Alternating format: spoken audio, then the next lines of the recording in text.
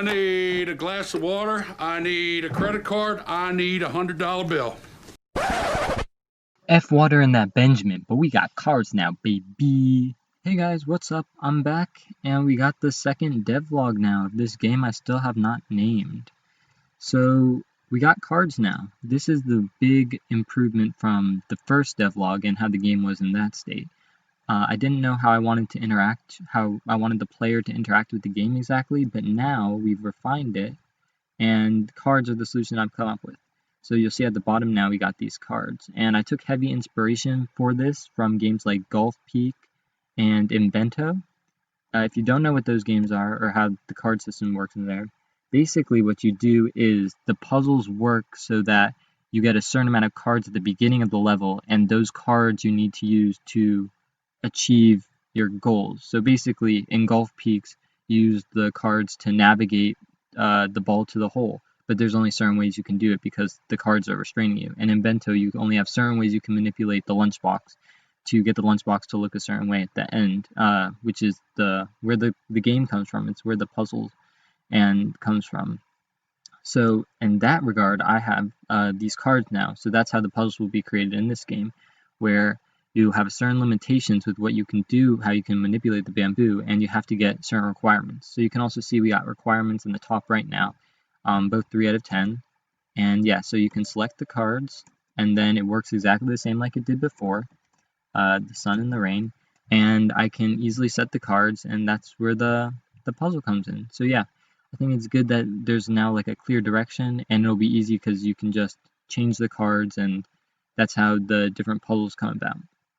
You'll also see here we have a new weather. Well, I'm calling them forecast in the script, so I guess I'll just call it that. But this is the wind gust. So basically, the concept behind this is you blow it, and then it's kind of hard to see, I guess, but it's like it falls over and the bamboo lies there. It'll be easier here. I can show you an example where if we just so if we set these all to none, and then have them not have anything, and then we set one of these to like 6, let's say, make it a green one, and then we'll set a red one over here just so you can see how it's working. Okay,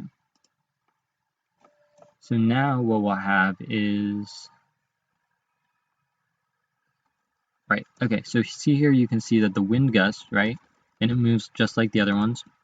And you'll see the requirement counter on the top right is also keeping track of them. So if we blow it over, now it all spreads out like that, and it gets rid of the other one. So that's why the red one went down. So yeah, just another little weather or forecast, I guess, added into the game.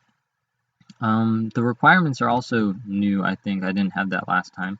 So how the requirements work are, well, like I mentioned earlier, that's where the puzzle of the game comes. You're trying to complete the requirements, and you can only use the weather cards to manipulate it. So right now how they're working is if you can just complete the requirements, so in this case get 10 of each of them, and the shoots, by the way, as you can see, don't count. It has to be an actual like stock thing in order for it to be counted. So how it works now is you just have to get over them, and then once you get over both of them, it triggers a certain event. Right now that event doesn't do anything. But that's how you I guess quote unquote win the game right now. So in the future, I may have it where you have to get an exact number or a certain ratio between the different types. I don't know, or maybe there'll be different levels where you have to do different things. I think that could be kind of cool. But basically, the system how it is now is just it'd be really easy to edit it later on.